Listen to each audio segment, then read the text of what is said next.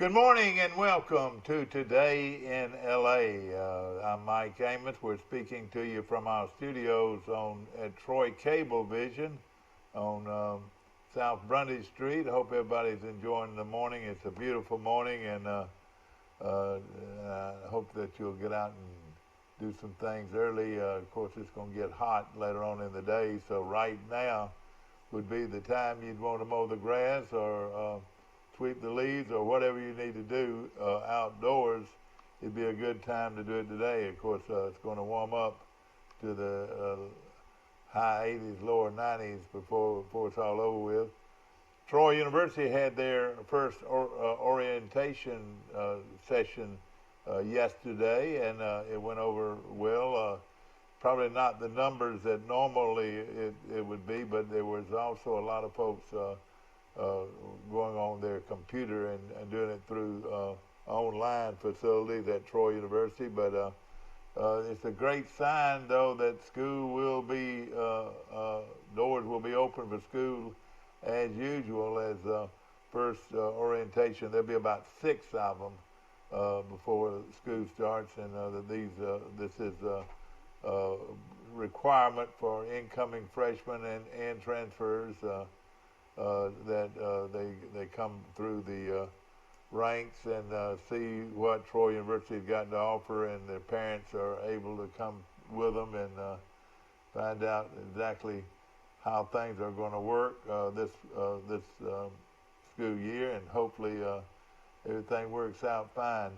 We're still watching the virus today, and we'll watch it every day. It's out there, and please adhere to that, because hey, don't take anything like this for granted. It's killed over 115,000 people, so that's nothing to not be very serious about. Continue to wear your mask when you're out and about outside the premises of your own home, and I tell you what, in fact, it makes me want to say something to people. I was out yesterday at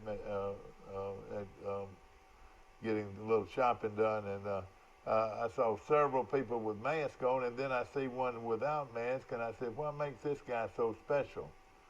And I really mean that.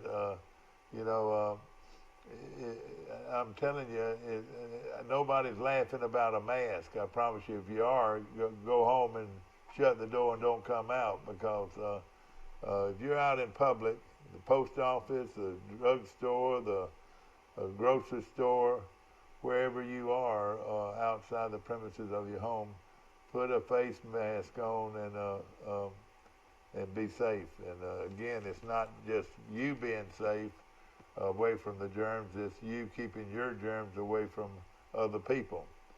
It's a responsibility that we all have to make. And right now, it's sort of a little bit scary, because the trend is going up in some areas. Troy, thank goodness, stays pretty close to Vest. There, Troy and Pike County, they're hovering around the 200 mark, and in fact, I was looking at that yesterday through the local paper, and so far we have 2 deaths that have been reported. Only two, and that's good. And I'll knock on wood there too, because we definitely want to be careful right now, as of Friday afternoon, and then we'll give you a figure, up-to-date figure. Right now, Troy's right at, and Pike County's right at 298. 298 cases so far of the virus.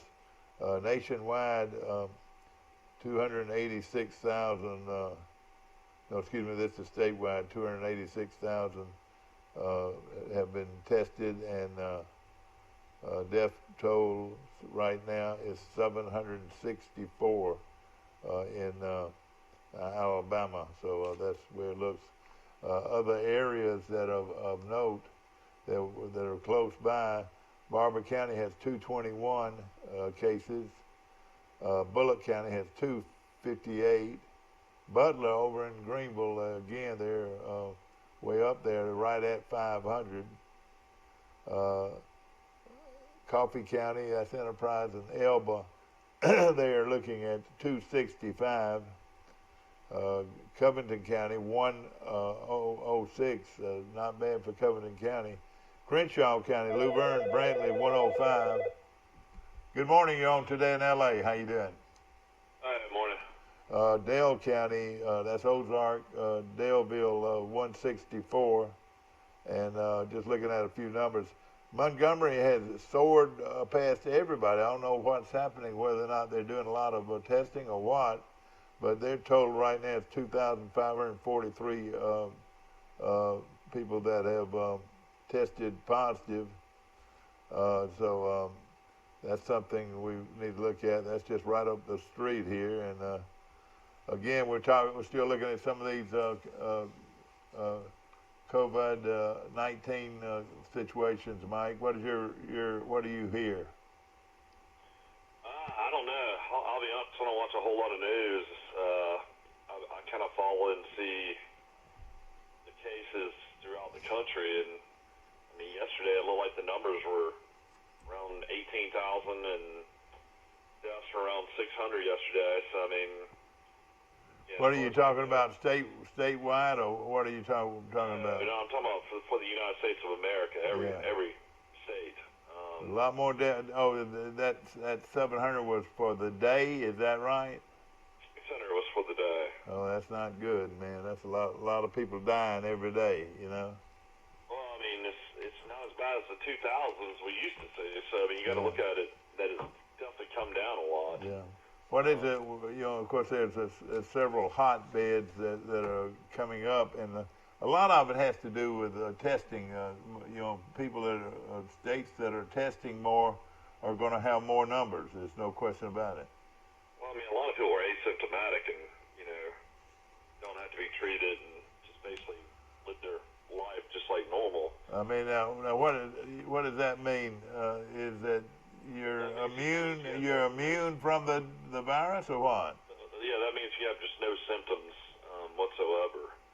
But basically, you had the virus, but basically you have to receive no treatment. Oh man! I mean, you're supposed to be in quarantine, I guess, for 10 to 14 days because you can still spread it to other people.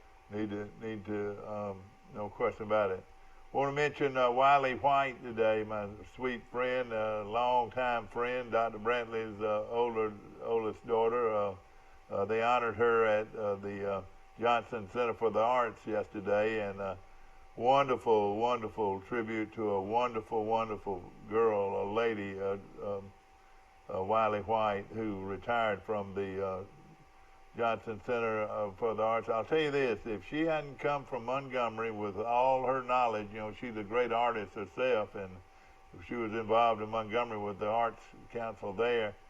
She came here, and the Johnson Center for the Arts got better every day she was here, and she really had a huge impact on the quality of the Johnson Center for the Arts. She brought in some of the most well-known artists in the country, and really made a name for the Johnson Center for the Arts. And of course, just go down there at any time, and you can see things that she did to make that a wonderful, wonderful art facility that not only grown-ups enjoy, but children enjoy too. So. She's a wonderful person, and in fact, I do this occasionally, Mike.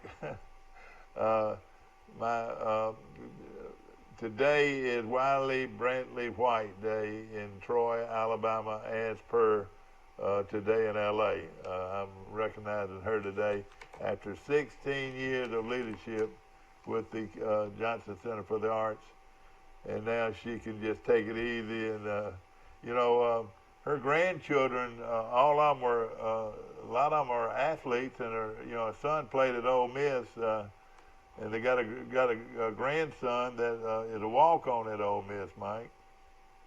Yeah, I think I remember reading that. And if, some local football news that's kind of big to our area is that Pete Harrison is the new head football coach at Rehoboth. well, I'm telling you this, amen, amen. He is a fine guy. I've known Pete a long time. He did great work at Adele County High School, and man, that is a huge coup for that school, Mike, to get a coach of Pete Harrison's stature. Yeah, it looks like he's taking a pretty good job. It looks like Rehoboth went 7-3 last year, but the coach retired. Yeah. And Pate, of course, left Dale County, took the Elba job, and we had talked about what had happened down there. And then he last year was coaching at Cairo, Georgia. Well, that's a good program too. That's a very good program. Yeah, but apparently his wife and family had stayed in Alabama, so he was trying to get back. I understand. I tell you what, I've known Pate a long time, and it's really great that he was able to get a job so quick. No question. Pate coached at Goshen for a while too.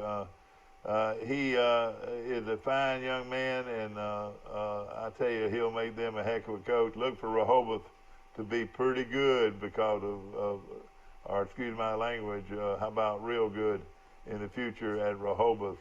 Is Rehoboth 5A just like Charles Henderson? Yeah, they're 5A coming close to 6A. A lot of Dothan folks are moving out to that area, but mainly because of the new schools. And Rehoboth has been a solid program for a long time school-wise, and it's just right outside the city limits of Dothan, and it's really a fast-growing area. So Pate, thank goodness, and I've prayed for Pate that he'd find something, and sure enough, he is locked in there at Rehoboth. And you folks from Rehoboth, you got a good one, I guarantee you. I tell you, he's an old fraternity brother of mine. He's old Pi Cap Mike, and he ran the Pi Cap program for a long time. While he was in Troy and Pike County, he lived here for a while and did a great job with them. Of course, we've got several things going on. A lot of scheduling. Mike Troy added yesterday another 1AA school, Stephen F. Austin. I tell you what, they're ones you better be careful with. The Abilene Christians and the Stephen F. Austins and people like that. There are a few more real good 1A, AA programs, and you better be careful when you play them. Yeah, I was reading an article, Alabama season ticket renewals remain high. Fans explain why the pandemic won't stop them from going to games. So, a lot of fans are still planning on going to football games. Yeah. Starting, in September, and of course, nobody has a more rabid fan base than Alabama fans, and that doesn't really surprise me at all. I mean, you got to hold on to these tickets at Alabama, for years and years, because last thing you want is to try to get back in Tide Pride and be sitting way high in the upper deck. There's a waiting list at Alabama of over 20,000 people trying to get tickets. Isn't that amazing? Boy, that's a that's not, when you can sell tickets like that, you don't have to worry about anything, do you? And just think that, of course, that's just ticket sales. You're not throwing in concessions. You're not throwing in parking. You're not throwing in all kinds of. How about let's say this? Wouldn't you love to have the revenue just for those seats that you buy at every game? Those the chair bags. Yeah, I'd like to have the revenue from the chair bags at at Bryant-Denny Stadium, or Jordan-Hare Stadium, either one. There's all kinds of stuff. Just buying tents to tailgate in outside. How much does it cost to rent one of those chairs for the season, Mike? I want to say it was like additional $125 a seat. All right, if that's the case, additional 100, and you're looking at 100,000 seats. Do the math. That's a lot of schools would like to have that income, wouldn't they? Yeah, some seats are already chair back, at Bryant-Denny, but yeah, definitely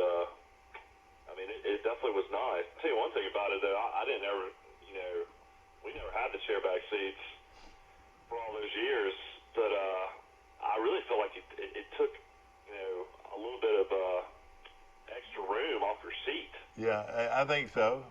I think If so. you didn't have a chairback seat, it almost kind of took away. Yeah. And the people and tighter and tighter because those seats would, kind of move a little bit throughout the season. Yeah. Every single time I go to a game, I felt like I was on top of somebody. Yeah. And if you think about it, the people who were with those seats felt like they were special. They felt like they were special. They didn't feel like they were special, but I mean, it almost was worth the extra money to get them because it guaranteed your seat. Yeah. The problem in Tuscaloosa though is you're just right on top of everybody. I mean, if you're not standing up, and thank goodness you stand up most of the games. Yeah, that's right. You would be miserable there. I tell you right now, there's no question in my mind though. I would have a face mask. I would wear a face mask to that game because of a lot of germs spread out over that many people. Would you? I saw on TroyTreasures.com they're advertising those face masks again. If you want to get one. Are they? Do they have Troy on them?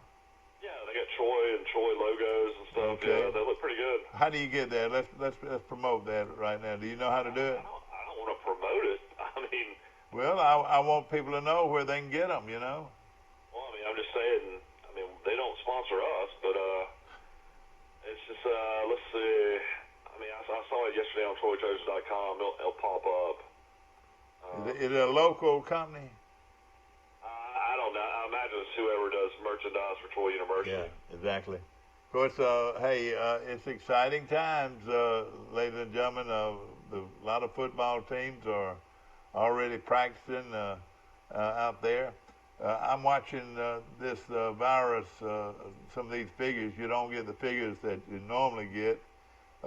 Maybe I think Steve will get us some national figures and some statewide figures. Right now, Pike County is right at 300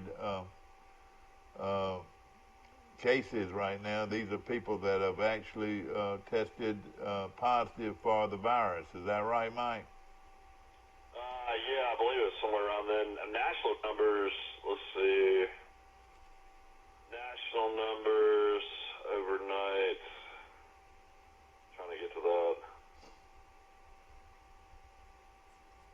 Of course, now New York figures, and a lot of people look at that, but gosh, how do you rate anything there? That's we're talking about in the New York area, probably in a 25-mile to 50-mile area.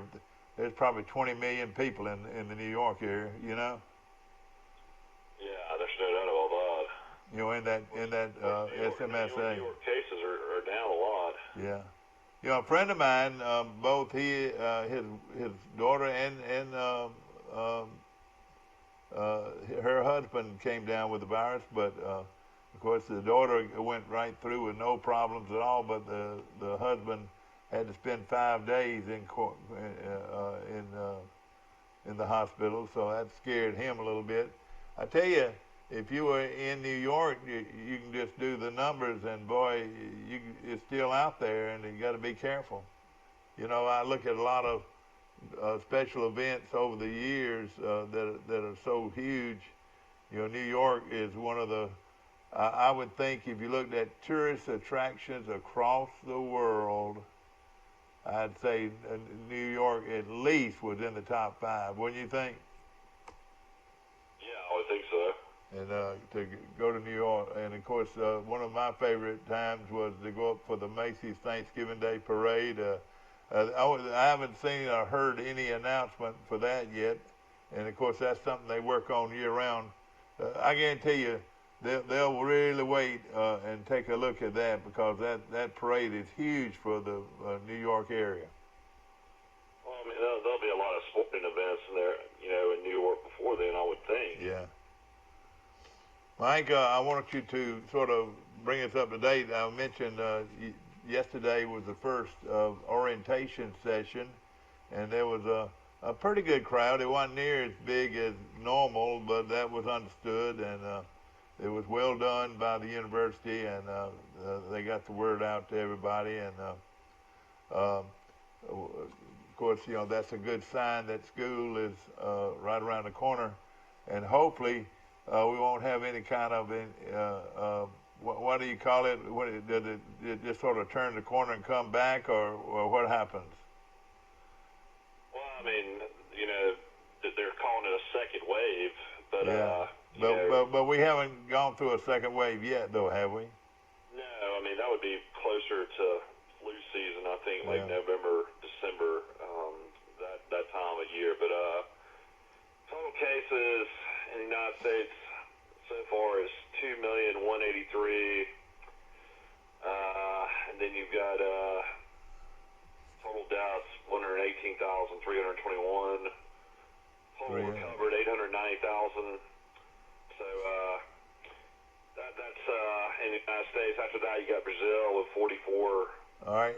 Well, that last figure you gave us, was that people that had gone in and That's people that recovered from it, recovered. 890,000. Yeah. Okay, I got you. And then you've got let's see, Brazil is close to 900,000 cases now, Yeah. 44,000 deaths. All right. Give me that figure one more time. 900. And how much in Brazil? They have 900,000 cases and 44,000 deaths. Boy, 44,000 deaths.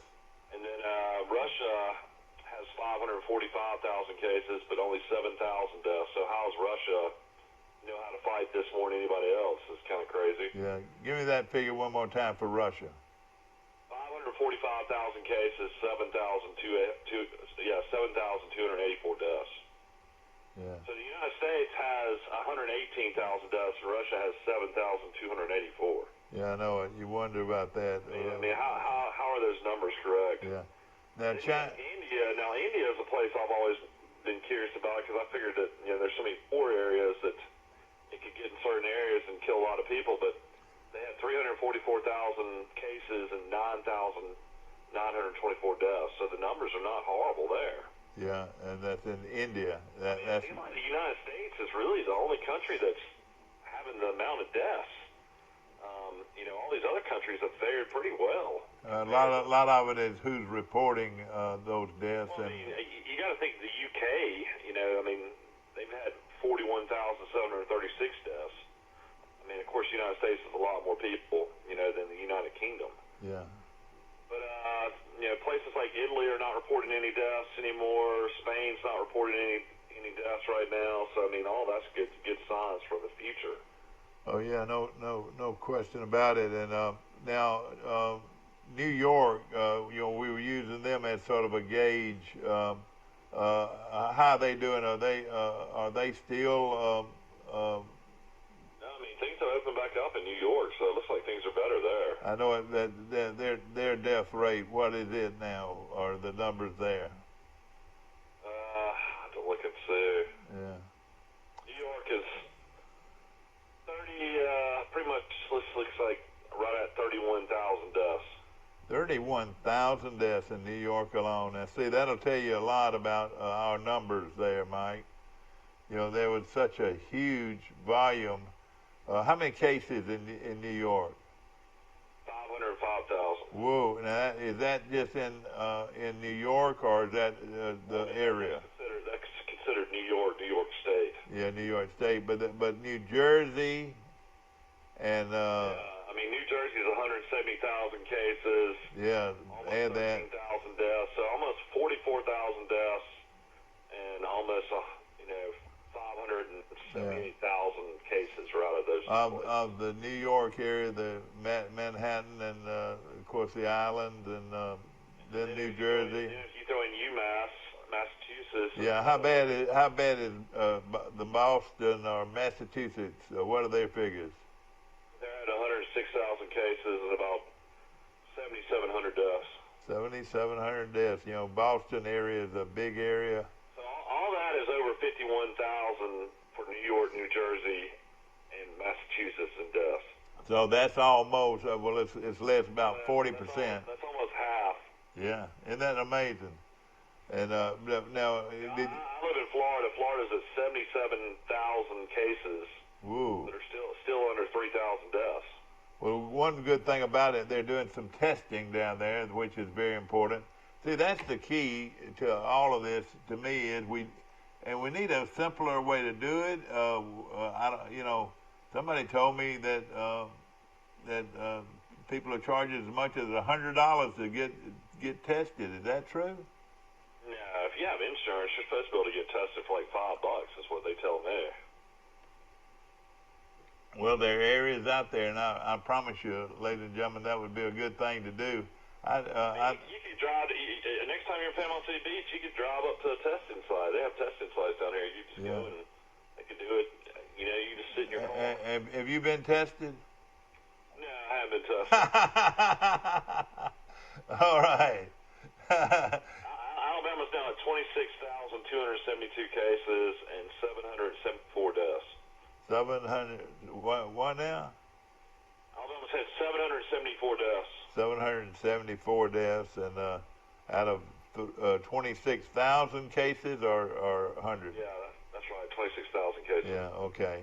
So Alabama's done a pretty good job of testing, don't you think? I mean, it seems like it. I mean, it's just amazing, though. You look at other states, you know, I mean, Alaska, Montana, they're like in the 600s. Hawaii, 700. Wyoming's 1,000. Vermont's 1,000. West Virginia, where Neil Brown and all the Troy coaches are, is 2,300 cases. Maine, 2,800 cases. I mean, there's so many states that just never really affected. I was looking at the state of Alabama, and you got a bunch of cousins, or at least your wife's got a bunch of cousins that live in Fayette, Alabama, and that area. I noticed they had only 24. What was the number for them? I was very surprised, looking at their numbers. But that's in far north Alabama, wouldn't you say? Well, I mean, yes, kind of, I guess, above Tuscaloosa, west Alabama. Fayette, I got it now, 26 in Fayette. I want to move to Fayette, don't you? I was hearing some Fayette stories last night. Some of our cousins are down here, and we were hanging out, and they were telling stories of Walden Tucker, legendary football coach up there. I tell you what, they want to. He was a legendary wide receiver at Livingston too, and was the all-time receiver. Remember him well. In fact, I played against him, and he had a couple of guys that ring a bell to me. When I was Clement Sperrio, and then Willie Tullis, those two guys played on the team that won the national championship at Livingston. You know, Livingston had some real good programs, and of course now they're University of West Alabama. Willie Slater. I'm sorry, Willie Slater. Hey, we had two pretty good Willies, Willie Slater and Willie Tullis, pretty good players, weren't they? Yeah, of course, Slater would be a good guy to get on the show one day. He could tell stories that are pretty amazing. Willie Tullis came out of, listen to this, Mike, a little town called Coffeyville. And Coffeyville was located right next to where, Mike? You got a lot of people put this in their coffee. I don't know. I don't drink coffee. So Sweetwater, Coffeyville and Sweetwater were located right next to each other. And when they played each other, it was a war. I mean, we mentioned that word Landrum and some of these guys, but Willie Tullis was the quarterback at Coffeyville. They don't have a team now. They dropped football, and now he would have gone to a Sweetwater. But he led Livingston to a national championship out of a little town called Coffeyville. Was Mickey Andrews the head coach? I think he was, and they ran a no-huddle wishbone, just like Troy would do later on with Mike Turk and Kerry Christensen. You know, they won 2 national championships.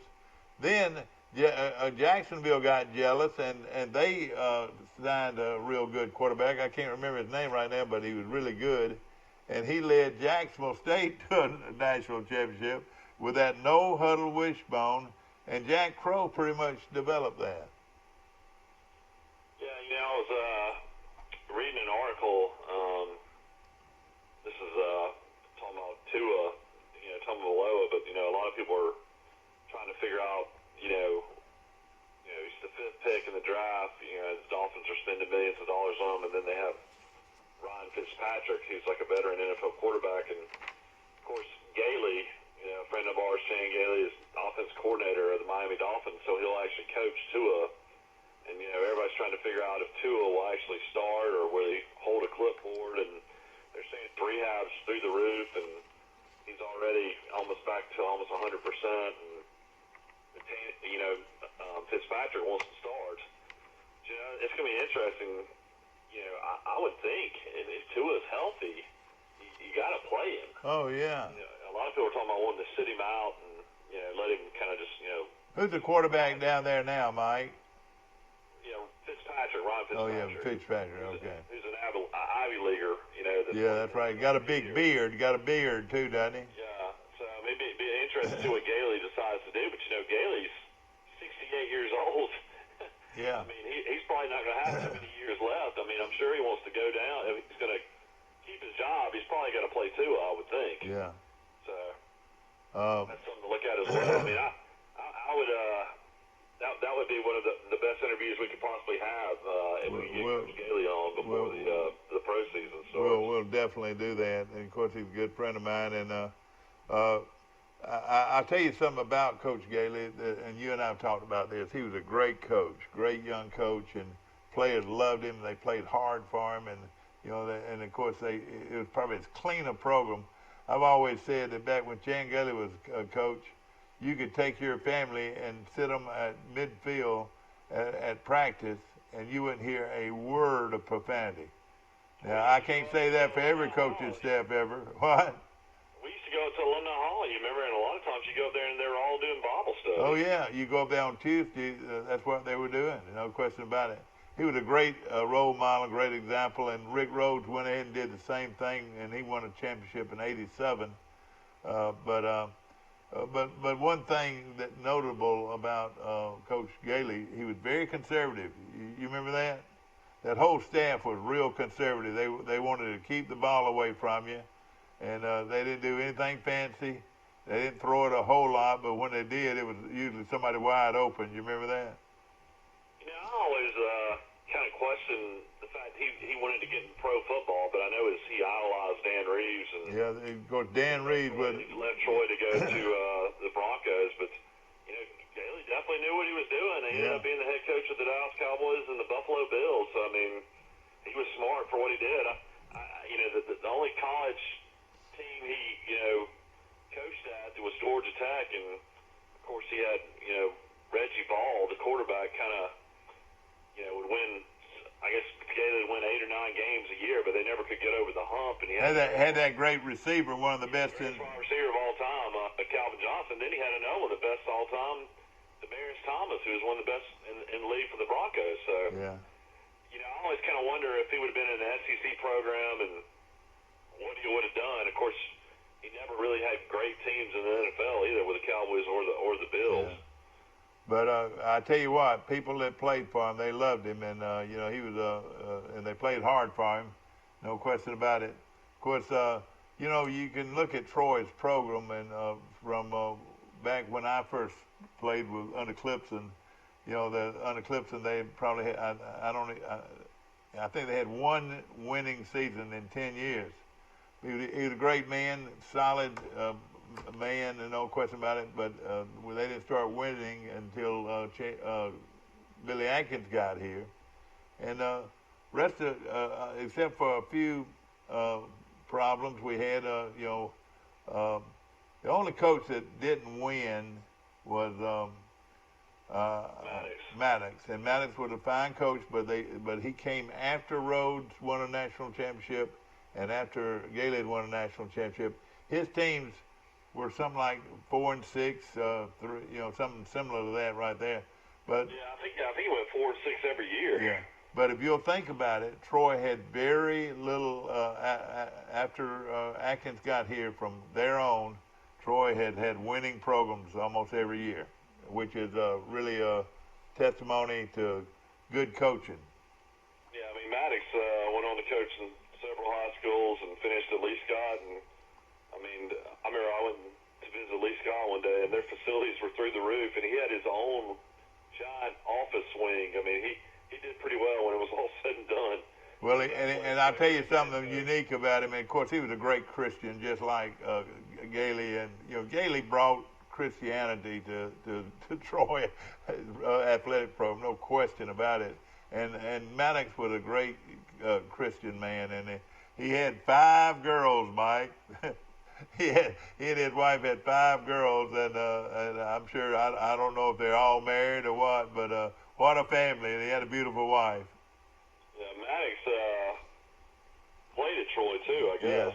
Yeah, he did. He went to Sanford. He went to Sanford and he transferred. I tell you, he was from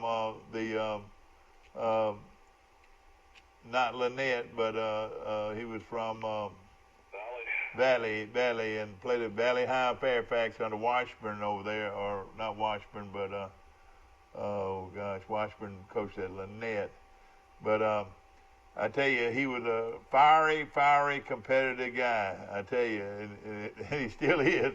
I mean, you know, and boy, he get in your lap in a hurry. He was an excellent secondary coach, and that's and really showed. Well, he was Rhodes' defense coordinator, wasn't he? Yeah. Well, no, I think Jim Tompkins was. I think Jim Tompkins was Rhodes' defense coordinator. I thought Tompkins had left when Gailey got the job. Well, maybe so. Maybe so. He was on. Gailey got the job in '83. That's right. Now Rhodes hired. '84. Rhodes hired him to coach on his staff when they went to East Illinois. What was that school over there? Went to Southern Illinois. Yeah, Southern Illinois. Yeah, after he won the national championship, and he took Jim Tompkins with him. Yeah, a lot of people don't realize that Rhodes, after he left Troy, went to Southern Illinois, went to Alabama as an assistant, went to Kentucky as an assistant, and then he ended up almost winning another national championship at Delta State. Yeah, he sure did. Well, he did. Around the playoffs. I want to say he did win one. How many national championships? He didn't win one, but Steve Campbell won one at Delta State. That's right. And it's no question how good a coach Rick Rhodes was. In fact, I think he was a better play caller than Gailey. Rhodes, he had wideouts, one that ran 4-3 and one that ran 4-4. Now, this is the wideouts in a full wishbone set with a guy like Horsted at fullback, and buddy, they were hard to stop. Because of their great speed on the corners. You are all right when Troy. I hope Troy, Trojans.com would play the '87 national championship game. They played the '84 championship game, and I really enjoyed watching that. But I'd love to go back and watch them. We used to have that on tape, but I mean. Well, let me. Nobody has VCRs anymore. Yeah. Let me ask you something unusual about the '87 championship game. We played Portland State for the national championship. The kickoff was on CBS at 10:30 that morning. What was unusual about that game, Mike? It snowed the night before? It snowed the night before. They woke up and there was snow everywhere in Florence, Alabama. Yeah, also, the crazy thing about that team that season, I was listening to an interview Freddie Thomas did the other day with Barry McKnight, and that was really good if anybody wants to listen to that. But I didn't realize they'd lost the first game and tied the second game. So the season didn't really start off that great for a team that had so much promise. And I want to say they tied to Austin Peay, Mike. I think they tied, I want to say to Austin Peay. Freddie said they tied to Nicholls State. Well, I think he's wrong. Ding, ding, ding, ding, ding, ding, ding, ding, ding, ding. He said they tied. All right, the true All-American, the two-time Kodak All-American. They lost to Central Missouri State to start the season at Central Missouri State. No, they didn't play Central Missouri State. They might have played Southeast Missouri State. Southeast Missouri State. And so they tied and lost the game that year. They started the season 0-1-1. Yeah, and they tied. And then they won every game after that. Check that and see if I've lost it all. Check that and see if that they tied Austin Peay. Because I can remember those fans at that game said, "Let's go Peay, let's go Peay." Are you looking that up? Yeah, I'm trying to find it. Man, it's great to have a computer. This is what's left of my computer right here, and it's shining right now, Mike. Of course, I want to mention our good friends at First National Bank of Troy Brundage, located on Main Street in downtown Brundage, and on Park Street in Troy, and I tell you, the Ramages, they don't come any better than that. The Ramages have done a wonderful job over the years. That bank was started by Mr. Jim Ramage back in 1904 or 1906, one of those dates, and it's been a Ramage running that bank ever since, and it's a wonderful local bank. First National Bank of Troy Brundage. I want to mention our great hospital here, and it is a good one, Troy Regional Medical Center, and we appreciate them so much for what they do to give us here in Pike County a good local hospital. Also, my good friends at First Cahaba Bank, and of course Grady Caps and all them, Troy's newest bank, and it is a good bank located on Johnny Withington Drive right here in Troy, Alabama. We're going to take. All right, let's see if my knowledge is greater than Freddie's knowledge. All right, the 1987 Troy State Trojans football team. This is on Wikipedia. They started the season on September 5th. They lost to Southeast Missouri State and Cape Girardeau, Missouri. It looks like a heartbreaking loss. It was 18 to 17. And then Freddie Thomas was correct. They lost. They didn't lose, but in Troy they tied Nicholls State 17 to 17. Troy tied Nicholls State. Yeah, 17 to 17. Boy, I cannot visualize tying Nicholls. I know we played them, but it shows that right there.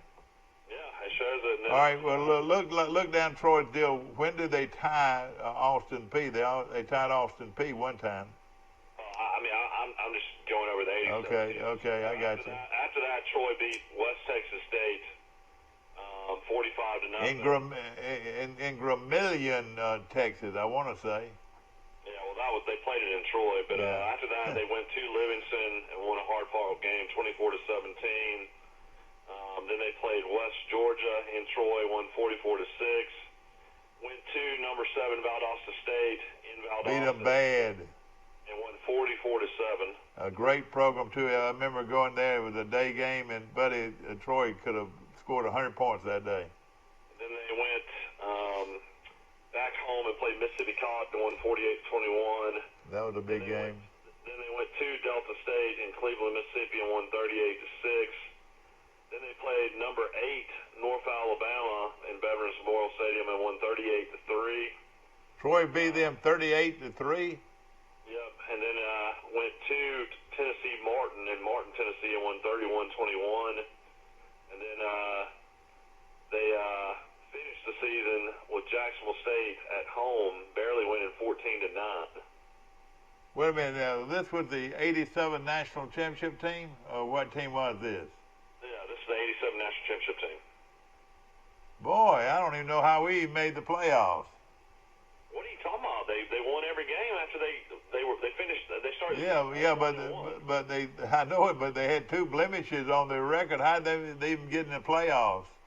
Well, I mean, they beat a number 7 team and a number 8 team. Yeah, but don't you agree though? 2 blemishes and they won a national championship. Well, I mean, a tie was not as big of a deal as it was, years before. Well, maybe I'm a year off. Of course, Troy had. They started the season 0-1-1, and they won the national championship. And their final record was 12-1-1. Yeah. And of course, they went to the playoffs. They played number 12, Winston-Salem State. And boy, that was a good-looking team too. They played them and won in Troy 45 to 14. Then they were at number 11 Central Florida. I remember going to this game, and they played in the Citrus Bowl against Central Florida and won 31 to 10. Yeah, that was a big win. And then they played in Florence, national championship on ESPN against Portland State. They won 31-17. Yeah. In that game, the night before they had the Harlan Hill Award. That was the top award for a Division II athlete, and Mike Turk was the finalist, and they gave it to this running back from Texas, Abilene Christian, and of course he went on with a great pro player. But Mike he placed second in the votes, but all he did, ladies and gentlemen, in that championship game, Mike Turk 5'6", 158 pounds, soaking wet, running for maybe 5'7", hopefully, ran that wishbone. And all he did was rush for 190 yards and scored 3 touchdowns and had a 70-yard touchdown call back. You remember that? The little Mike Turk just dominated that game that day. And I'll tell you something else. What else in that game was unusual, Mike? Do you remember that? You heard me tell these stories so much. There was something that Troy did in that game that was very unusual. I don't know. They ran back-to-back double reverses for touchdowns. I mean, what I'm saying, they ran a double reverse for about 30 or 40 yards, and then they came right back and ran the same play again and scored on it from about 40 yards. Titus Dixon took one, and then Greg Harris took one. That's right. And, of course, Rick Rhodes was a real good play caller, no question about it. He probably is very underrated. I mean, Gailey was a great coach, but so was Rick Rhodes. And they had the same philosophy. I mean, they were best friends. They had the same philosophy. That whole staff with Rick Rhodes and Chan Gailey, and then you had J. Jeffcoat, and then you had Maddox. Those four were just sort of like glue for a long time. Yeah, you had Willie Slater on those staffs too. Oh yeah, excuse me.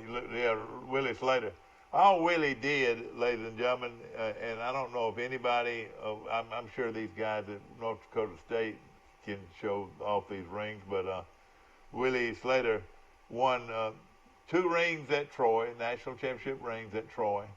He won 3 national championships at the University of North Alabama. That was 3 in a row, and he was the offensive coordinator. So that's 5 national championships. He won a national championship at Livingston as a quarterback. That's 6 national championships. And I think he won, since he'd been at Tuskegee, he had won a few black national championships or that conference they're in, national championships at Tuskegee. But I would say at least 10 national championship rings. I don't know anybody else who got that many. Do you? Looking on Wikipedia, this is just amazing when you look at Rick Rhodes' coaching career. I mean, you're talking about how in the world his wife was able to go along. He's been more places than anybody. Go ahead and tell that story. Go to all these places. I mean, this is unbelievable. He started his playing career at Central Missouri State from 65 to 69. Rhodes is right around your age. He's 73 years old. And he actually is from the state of Missouri, Mike. He started, I guess he married somebody, I guess his wife was from Alabama, because he started his career in 1972 at Hanley High School. Hanley High School of Roanoke. Yeah. And from 73 to 75, he was at Jeff Davis High School in Montgomery. That's right. I guess he was coaching under the legendary coach at JD. I can't remember his name. What, Lee? Oh, no. Coach Lee came later under Coach... oh gosh, he coached there a long time, and Coach Mike Turk, and I can't remember it right now. But on that other staff, the great Andalusia coach, Mike, that won all those games at Andalusia, was on that same staff at Jeff Davis, and of course he went on to Andalusia from there. And he went to my wife's alma mater. He went to Mountain Brook and coached 1 year in 1976, right. The same year the great Michael Amos was born. Yeah, that's right. Well, what was his name again, the great coach at Andalusia? Only name I knew his last name was Sharp. Yeah, Donnie Sharp. Donnie Sharp was on that same staff with Rick Rhodes at Jeff Davis. And So go ahead and keep up with this. This is already 4 stops.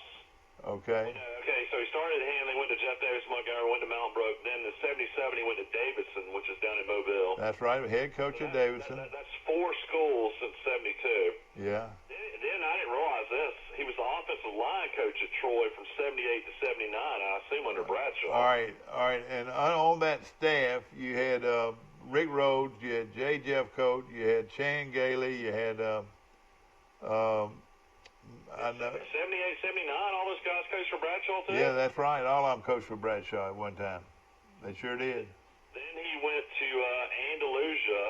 That's right. In 1980, and then in North Alabama, he was offense coordinator. At North Alabama, he was offense coordinator in 1981, 1982, and then he was the defensive coordinator. So you're saying he was a good offensive play caller, defense coordinator at Troy from 83 to 84. That's what I was going to say. He coached both sides of the ball. That was unusual. He was. Okay, so now that makes sense. He was Gator's defense coordinator when Gator won the national championship, and then 85 to 87, he was the head coach at Troy State. So that means basically he was at Troy for 2 years in 83, 84. Then he was the head coach in 85, 86, 87, and before that he was the coach 78, 79. So Rhodes had a pretty good career at Troy even before he was the head coach. I didn't realize that. That's right, and a lot of folks love Rick and his wife Amos, and the boys, and they were all good friends of yours. Rick Rhodes Rick Rhodes is definitely underrated as a coach. He was an excellent coach, no question about it. Troy Sports Hall of Fame. Yeah. Then he left Troy and broke a lot of hearts. Went to Southern Illinois for 1 year. He went to Southern Illinois. I think if he ever made any mistakes, I think if he was sitting right next to me, he would say that was a mistake, because he had Troy rolling, and of course you gave it to Maddox, and of course Maddox was a great coach, but not a Rick Rhodes, Well, he wasn't a head coach; he was a good defensive coach. And tell us that quarterback that came after Turk, Mike. Do you know? It was Godsey. Bobby Godsey, and I can remember. Do you remember the night up at Jacksonville State where Mike Turk was injured and could not play, and they put a red shirt freshman Bobby Godsey in at quarterback? You remember that? Yeah, unfortunately, he just never played. He played well, but Troy just never had winning seasons. When Final score 43 to 42. This is the Rick Rhodes coaching journey or saga. This is still incredible. This is nothing negative about him. He just he was Alabama's offensive line coach in 1989, so everybody knows that's when the brick went through the window and Curry left, kind of in the middle of the night, took the Kentucky job. So from 90 to 92, Rhodes left with Curry and was offense coordinator at Kentucky, which is, it was I know, yeah. Then he takes over the head coaching job at Nicholls State from 93 to 94. I guess he loses that job. He ends up being the head coach. He ends up being a linebacker coach at Stephen F. Austin. Yeah. So then he leaves Stephen F. Austin, becomes the head coach at Pelham High School from 96 to 2000. And coach the great Tyler Watt. That's right, yeah. Then he leaves Pelham, and in 2001 is the offensive line coach for the XFL Birmingham Thunderbolts. So he coached under DiNardo. Yeah. Then he takes the head coaching job at Delta State from 2002 to 2006. Then he's the head coach at Gas Giants over in Germany. And then he coached at Crosstead Crusaders, offense coordinator. Then he was at Le Caborn Flash. Then he was back at the Crosstead Crusaders and OC. And then he was the defense coordinator for his son Bobby at DAR up in North Alabama. Exactly. Then he went back to the Warclaw Panthers overseas again and coached from 2016 to 2018. And then up until last year, he was at the Salzburg Ducks defense coordinator in 2019. So I assumed that he was probably still going to coach this year. I know it, and he got to see the world. And oh, yeah, he's traveled and seen the world. But, that is 1, 2, 3, 4, 5, 6, 7, 8, 9, 10, 11, 12, 13, 14, 15, 16, 17, 18, 19, 20, 21, 22, 23 different jobs since 1972. That has got to be a record. And I'm talking about a very good football coach, too. He and they saw Europe, Mike. There's no question about that, Yeah, if you look at his record at Troy as a head coach, he was 28-7-1. In 85, he went 6-4. In '86, they went 10-2, lost in the Division II semifinal, and then in 1987, they went 12-1-1 and won the national championship. And he took most of that staff with him. He left Maddox with the head job. And, and I was on the Booster Club and, fairly, excuse my language, influential on the Booster Club. I was a big supporter. And we thought, and Maddox won some games, no question about it. But we thought that if it wasn't broken, why fix it, And so... Alabama did the same thing with Mike DeBose, They gave it to the defense coordinator when Stallings left. That's right. And Maddox had his day, he wasn't a bad coach, Well, he never had a winning season. But anyway, Rhodes was 4-7 at Southern Illinois. Then he got the Nicholls State job, was head coach there, went 3-8, 5-6, wasn't successful there. Then he went to Delta State and really put up good numbers at Delta State. He was 4-7 his first year, but then in 2003 he was 9-2, 2004 he was 6-4, 2005 he was 7-4, and then in 2006 he was 12-3 and lost in the Division II semifinals. So he almost won another national championship in Division II. And he also was a real good color man. When he wasn't coaching, he was doing color on the football telecast. But that's got to be the most stops maybe of a coach in history. No question. And great people too, no question about it.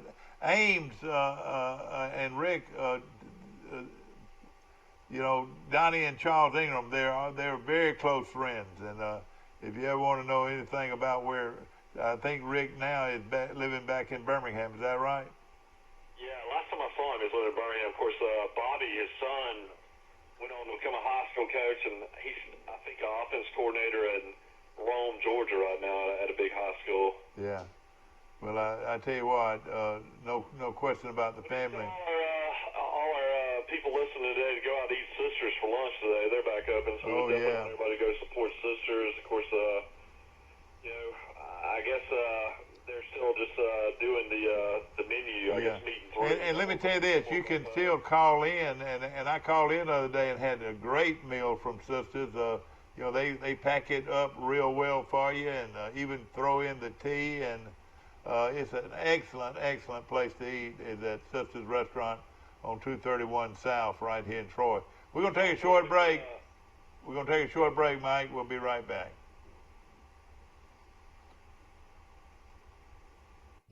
At the Piggly Wiggly, we proudly support our local farmers and bring you the best they have to offer, all at cost plus 10%. When you shop local, you reinvest in your community. Remember, buy local, shop local. Piggly Wiggly, local since forever. A personal touch, a high level of trust. Whether it's checking and savings accounts, personal or business loans, or our local friendly service. That's what Troy Bank and Trust customers expect. But now we offer more. Free identity theft protection for our new and existing customers, protecting your family's time, money, and good name from identity theft. Because protecting your identity is now a big part of our identity. Trojan Auto Parts of Troy, home of Napa Know-How. Stop by and see owners Mike and Melissa Kilcrease and their Napa Know-How team with over 100 years of combined experience. We're the only locally owned parts store in Pike County, and we're fully stocked and ready to serve you. We pride ourselves on being your go-to parts store, not only for the simple items, but we specialize in those hard-to-find items as well. Trojan Auto Parts, the right part at the right price at the right time. Napa, a name you've trusted here in Troy since 1945.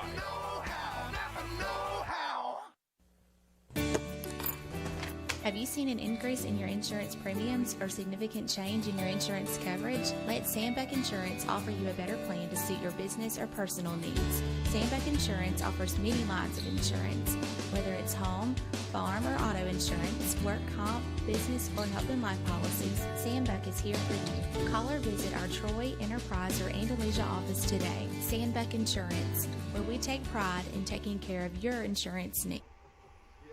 Back to our show, brought to you by Bird Drugs on the corner in downtown Troy. You want a great breakfast this morning. Whoa, the best link sausage, the best bacon you'll ever put in your mouth, patty sausage, ham, and eggs, and grits, and toast, and biscuits. Try their biscuits. They're wonderful. And you can pick up the phone right now and call 566-0101, and you'll get the deli at Bird Drugs.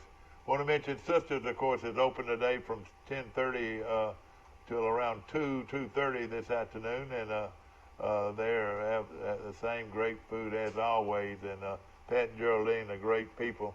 Want to mention Marguerite's in Montgomery, the wonderful place to buy jewelry, and Wise Office Supply right across the street from us, right here on South Brunswick Street. Lane and Lyle Wise, two of my very good friends, and they've been in business a long time.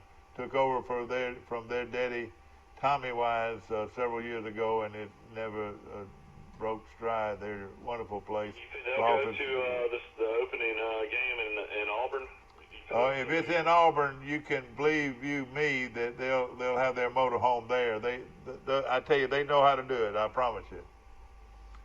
Yeah, I see all these motorhomes all the time, and up and down the road, and I would like to at least rent one time to see what that would be like on the road somewhere and stay in one. I mean, they look pretty nice. Yes, sometimes they'll go in there as early as Wednesday, and a lot of times on Thursday, and they'll spend the night and knock around all day Friday. That's a lot of fun. They get in the golf cart and knock around and ride around all over the campus, and it's a great atmosphere. And the Wise boys and their family and other local Troy people have one of the best tailgate spots over there, Mike.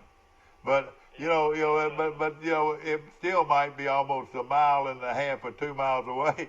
That's a big difference. People at Troy complain if they got to walk 500 yards or whatever. But you go to Auburn, you can almost guess that you're gonna have to walk close to 1 mile at least, and that's one way. But it's a great atmosphere.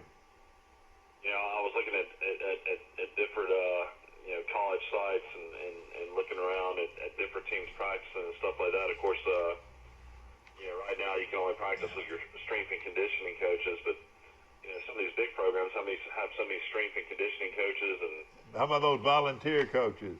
Yeah, coaches in the weight room and stuff like that. So it makes you wonder how much is really getting done already. It must not be too much going on. Auburn's got a headline here: three-star Texas tight end King commits to Auburn. 6'5", 210 pounds, and was rated number 21 nationally. That's pretty good, but you don't see people get the headlines as a three-star. Yeah, I was looking yesterday. Also, they've changed the kickoff for the 2020 Texas kickoff. It's going to be in Houston. It's now scheduled for September 6th on Sunday on Labor Day weekend because of TV. So now Ole Miss and Baylor will be moved from Saturday to Sunday. So that'll be fun to have an extra game on Sunday. Yeah.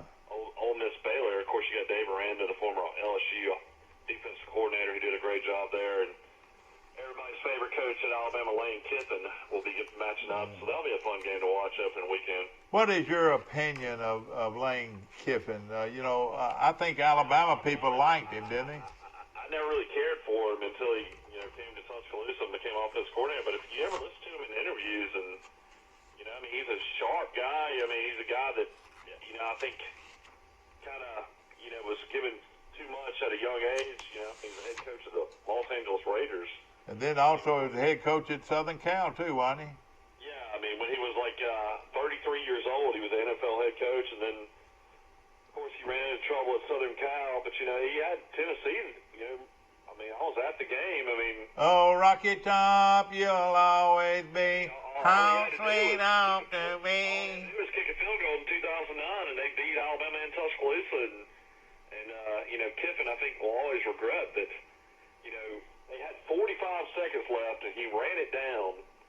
And you're talking about a 3-yard kick. Yeah. It wasn't like it was going to be a chip shot, and the college ranks especially. And they were moving it up and down the field on Alabama's defense. I don't understand why he didn't try to get closer. Well, and tell the rest of the story, Mike. Also tell the rest of the story about that. Well, I mean, that's the mountain coach. Alabama should have been penalized. Oh, it's for celebration. Yeah, for celebration. He took his helmet off. Alabama could have. They might have got another shot at it. But anyway, that always. I was always shocked that he decided to not trying to get closer for a field goal because, I mean, there's no sure thing in college football. I mean, at least, unless you're a kicker at Auburn, apparently. Auburn kickers never miss. Exactly right. Anyway, I was at that game, and I'll never forget. I mean, I'd never seen so much bourbon fly in the air. I literally, and everybody around me was just soaking wet. Everybody at once threw their cups in there. Yeah. You know, coming into this year, and I'm still circling them, teams that won over 10 games or more. Auburn was 9-4. Isn't that right? Yeah, 9-4. To be honest, they had the most shocking, maybe bowl defeat of all time. I mean, who in the world would have thought that Auburn would beat Alabama in the Iron Bowl and turn around and lose to Minnesota? That's right. And Minnesota, but I'm still circling. So far, out of the top 21 teams that won at least 10 games or more, Auburn's the only one. They ranked 14th in the country, but finished the season 9-4. But I'm still circling folks, and I'm gonna call them out in a minute, and and let's see here. Let's see if I can do it one more time. All right, here we go. All right, these are the teams that won 10 or more games last year. Of course, LSU won 15, Clemson won 14, Ohio State won 13, Georgia won 12, Oregon won 12, Florida won 11, Alabama, who finished 7th overall, won 11, Oklahoma won 12, Penn State won 12, Baylor won 11, Wisconsin won 10, Minnesota won 11, Notre Dame won 11, Auburn wins 9, but they, you know, of course, we're talking about winning 10 games or more last year. Utah won 11, Memphis won 12, Michigan won just 9. They ranked 17th. Iowa won 10. Appalachian State won 13 games, Mike, and finished 19th in the country. That'd be a hard record to break there, wouldn't you think? Yeah, I mean, their program's unbelievable. They really are, no question. What they've done from 1AA to Division I. Navy won 11. Can you believe Navy ended up winning 11, going 11-2? Would you have thought they had that kind of record?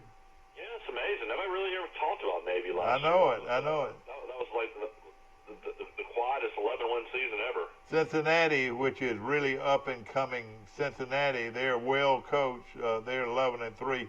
Who's their coach now, Mike? Cincinnati, the guy that used to be at used to be at Appalachian State. No, the Cincinnati coach is the former Ohio State defensive coordinator.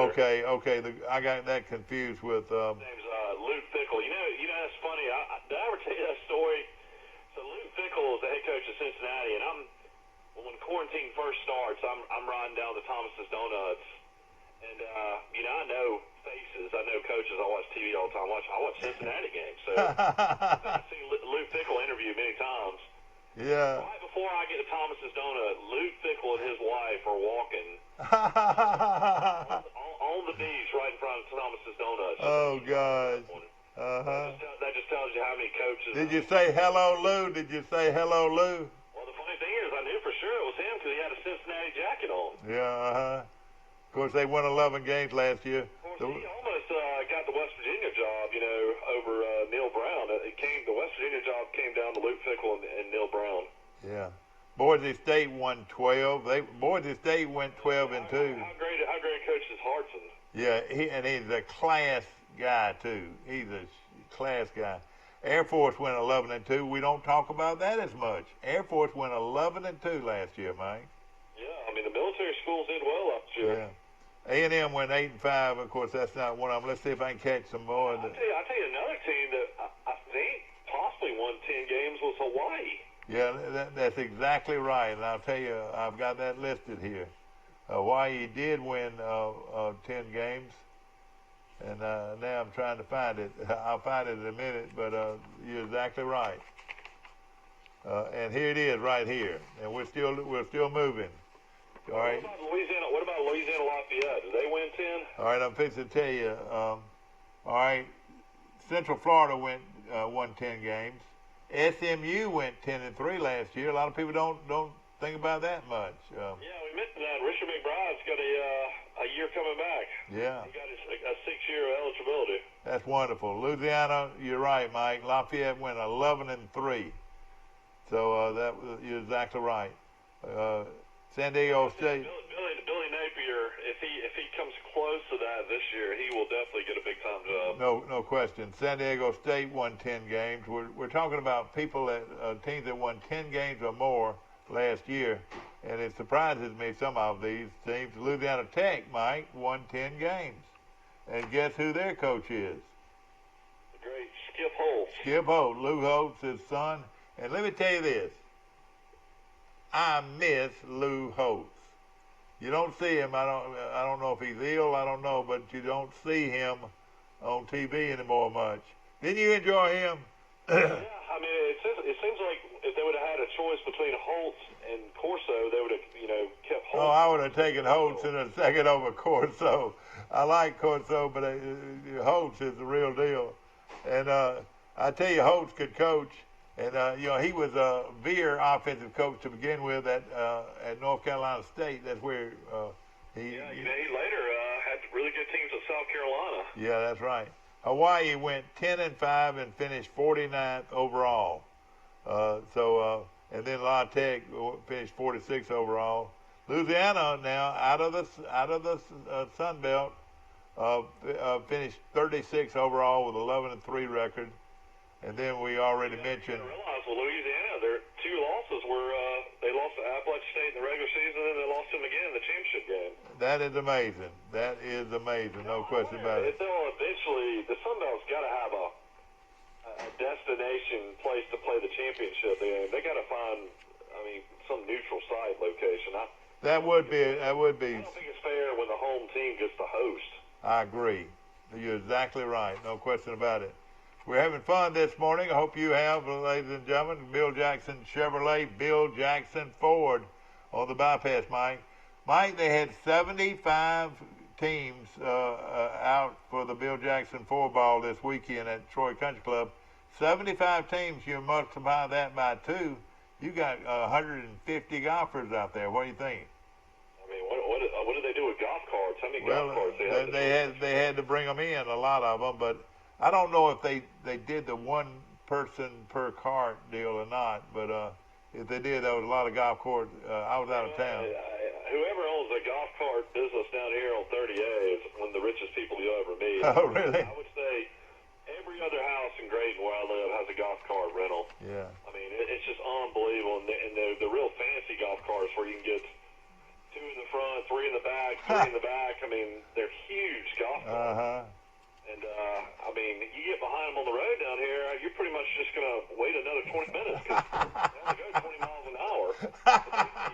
You're right. Jams after traffic jams trying to pass golf carts down here. Well, right across the street from my place down there, they have a rental there, and it looks like, a lot of them are those motorized four-wheelers, not golf carts. We were sitting on the porch last night with some friends next door, and literally there must have been 10 different golf carts passing with kids riding around on golf carts just around the neighborhoods. Yeah. It's just the way it is. Of course, everybody in Troy, has the golf carts and drives them to the stadium, and yeah, that's right. Home parking. It's really the most convenient thing to do. A lot of people do that. Mike, I want to mention also that UAB finished 58 overall last year. They won 9 games, 9-5. How good a job has that guy done, Mike?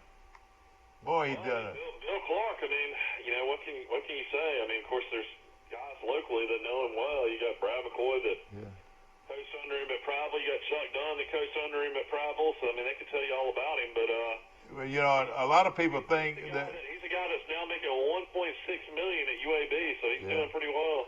Well, he was actually in the running for the Troy job before Neil Brown at one time, and I think I don't know. I don't know the whole facts behind it, but he's real loyal to his staff. He wants to keep his staff intact, So, if you hired him, I think you'd have to hire his whole staff, Yeah, one thing I'll say that, the fact that he stayed with the program after, they, basically,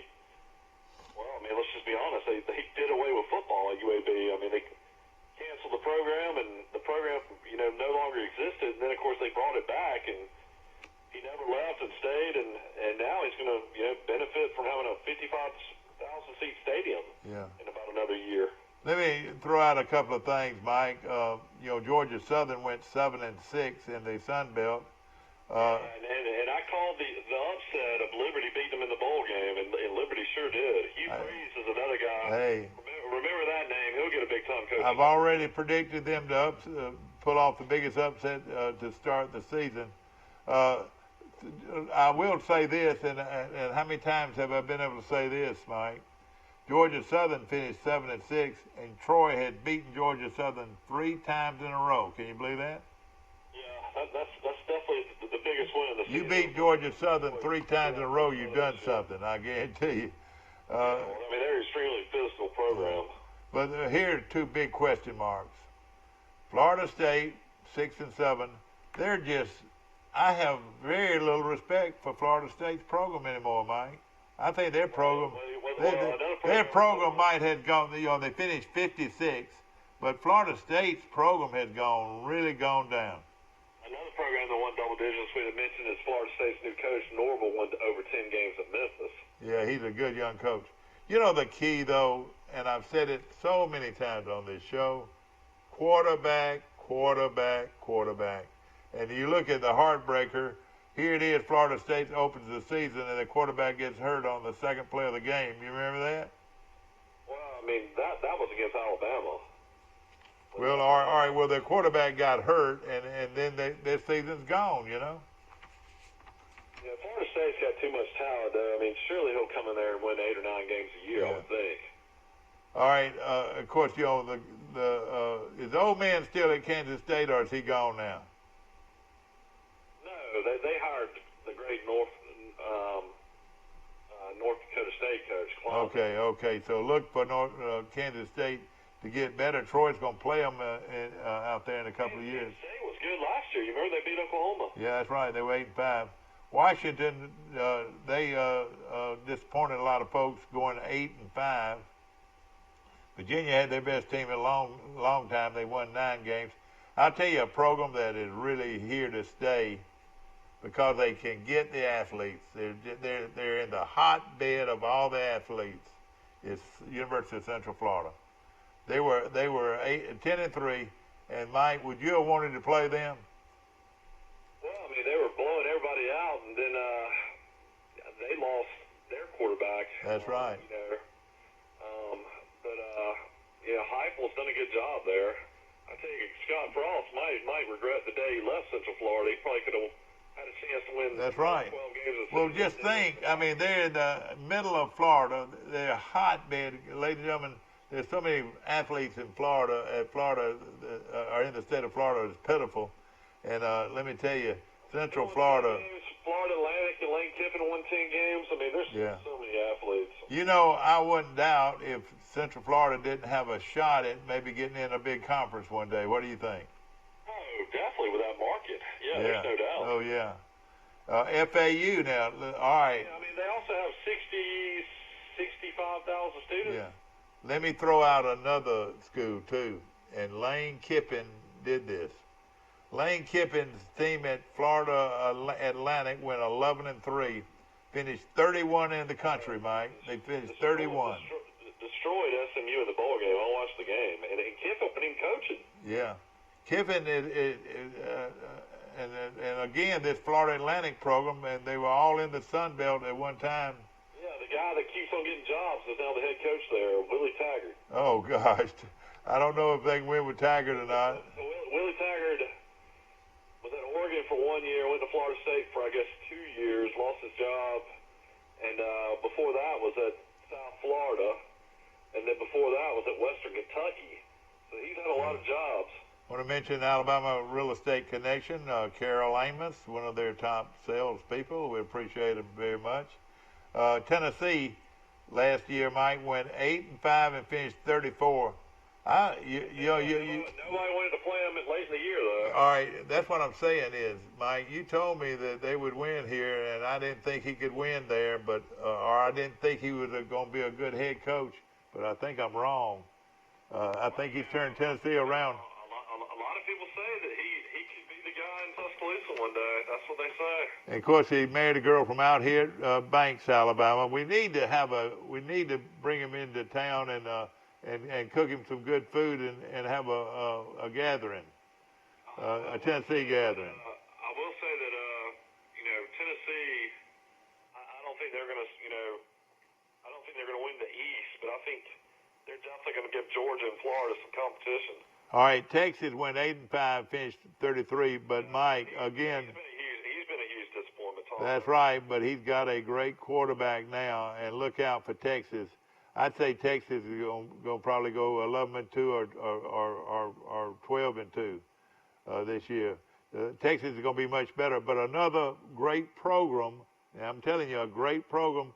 And Tennessee also would be a great program. Have been down for quite a while now. Tennessee's lost 12 straight to Alabama. Yeah. Mike, the quarterback at Kentucky, was unreal this year. He went 8-5, but he's gone now. Is that right? Well, I mean, he was the receiver that converted to quarterback. Yeah. But they ran the ball, and that's what they're going to do now. Kentucky's going to run the football. Well, they got the starter that won 10 games the year before, Terry Wilson, who got hurt. Yeah. Towards ACL. And then the Troy kid, is he still on that staff? Well, I mean, the Troy quarterback will be third string because you're going to have Terry Wilson starting. You'll have Joey Gatewood, the Auburn transfer. Oh yeah, you know what? I'm really rooting for Gatewood. And then you'll have after that you'll have Sawyer Smith. Yeah, I tell you what, look out for Kentucky with Gatewood. Gatewood reminds me of the Guru, Mike. Cam? Yeah, he reminds me a lot of Cam. Definitely as big as Cam. And he can run like Cam. I saw Cam just eat LSU up one time, and the problem with LSU could not tackle him. I went to that game with you. Yeah. Hey, LSU could not tackle him. You remember that? Yeah, that was Auburn's national championship season. A lot of people think Iowa State's coach is one of the top young coaches in the country. They finished 7-6. Matt Campbell. Yeah, but he didn't do as well. I tell you what, they had Oklahoma on the ropes too. That's another game they lost. He's a guy that a lot of people thought would leave for a bigger job, but Iowa State kept him. Yeah. Well, let me tell you this: Virginia Tech has improved a little bit, and of course, they were good for so long. They opened the season against Liberty. Liberty's going to beat them in the first game of the year. I'm picking Liberty. I don't know. That'd be tough to win at Blacksburg. Yeah. Okay, we're looking at teams that won over 10 games this season, and Hawaii. The problem with playing Hawaii, you got to go at least 8 hours in an airplane, and something I've always wondered. A lot of these kids are flying for the first time, and I bet they're scared to death to fly across an ocean. There's no place to stop. You know what I mean? Yeah. Well, I don't know if we missed in Utah. They won over 10 games. Yeah, and of course he does a great job coaching, but we haven't gotten to him yet. Willingham's been there forever. All right. Of course, we're looking at Arizona State, and he finished 8-5, which surprises. Yeah, I mean Herb Edwards has done well. Yeah, and Louisville opens the season against North Carolina State, a team that we play. Louisville finished 8-5, and of course he's the former Appalachian coach. Yeah. Satterfield left Appalachian State and did a really good job at Louisville. And then Eli Drinkwitz was at Appalachian State 1 year and got the Missouri job. Another team, Western Kentucky, went 9-4. What would you look at that as a coach? I mean, Satterfield left Appalachian State and got Louisville job, and Drinkwitz left and got the Missouri job. Who got the better job? I don't know. Of course, Missouri's a big school now. I was very impressed. I went out to see them play Troy, and that's a big program. You got an ACC job in Louisville, and then you got an SEC job in Missouri. So if you, pretty amazing. But the team's about even. I'd figure them about even. Now I mean, I'm just saying that's pretty impressive that Appalachian State lost 2 coaches to Louisville and Missouri. Yeah. Western Kentucky opened the season with North Carolina State. Louisville opened the season with North Carolina State. North Carolina State's program's down, but they've got a good football coach there, Mike. That surprises me. Dave Doran, but I mean they're only down 1 year. Yeah. So, I mean they've had winning records before that. Yeah. North Carolina with former Texas coach finished 7-6. That was pretty good for him, and they think that their quarterback's the best quarterback in the country. Is that true? They almost had Clemson beat, but Mac Brown decided to go for 2 instead of go to overtime. I know. Why would he do that? Man, oh man. I'll tell you, another team that had a good year was Wake Forest. They were good. Their program has really improved, and they look out for them. You're right. They're well coached. Then, of course, we mentioned Louisiana Tech with went 10-3. California went 8-5. Temple went 8-5. Hawaii went 10-5, and they opened the season against Arizona. And that's August 29th. That's the first ball game of the year. So I hope y'all have a good day in Troy. I'm gonna go load your grandkids up in the car real quick. Where are y'all going to the take them to school or what? Yeah, they're in summer camp school is what we're calling it. Hope that you've enjoyed our show today. And, of course, going over all these teams, it surprises you how well some of these teams did. But, again, you look at the Texases, the Florida States, teams that are down now, you look for them to be back. Tennessee, of course, at one time had to be one of the top 10 programs in the country, wouldn't you think? Yeah, but God, that's been years ago. Yeah. I mean, and Georgia. They've lost 12 straight to Alabama. I mean, Tennessee hadn't been good, really since Fulmer was there. Yeah. Well, several teams on the bubble, whether or not the coaches will be there next year, and we'll go over some of those and look at the season. We'll look at Troy's record. We'll have Max Hall on the show tomorrow. Yeah, that's right. And we look forward to having you on the show. Hope you've enjoyed our show, ladies and gentlemen, and brought to you by Circle Insurance, located in downtown Ozark, and also our good friends at Noble Manor for assisted living. No better place than Noble Manor right here in Troy. And Premier Dodge, Chrysler, Jeep, and Ram trucks. They've got the biggest sale of the year going on right now at Premier Dodge, Chrysler, Jeep on the bypass right here in Troy. And let me just say this: nobody can beat a Premier deal. Nobody. Remember that.